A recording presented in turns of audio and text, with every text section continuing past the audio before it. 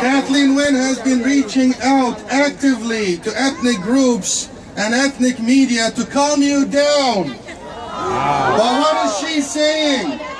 She's saying that you guys have a political agenda. Is that true? Is that true?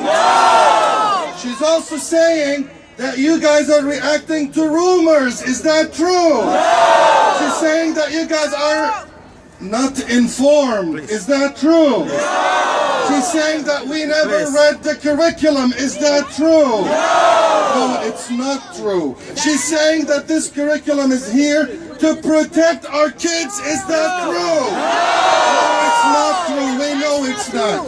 And we have a message for her. If she truly believes that this will protect our kids, if she truly believes that this curriculum is there for the good being and the good future of our kids, let's have a public referendum on it.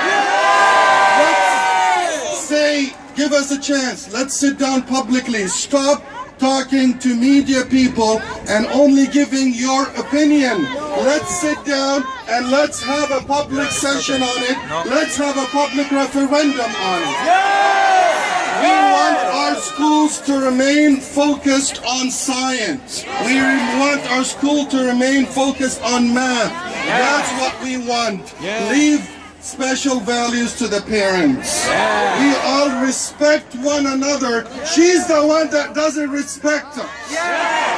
We want to keep it truly secular. We love and support our schools. But what she's doing, she's hurting a lot of people. She's saying that the majority accepted. Is that true? We are the majority. We are the majority. And we demand public referendum. We respect people's rights. We want our right to be respected. We said no! We said no! We said no! Thank you very much. Thank you. Thank you, Feras. We're going to have Gada Malik, who is a member of our organizing committee and a member of the Coptic community who is here today also. To lead us in a few chants before our next speaker. Gada. Thank you, Sam.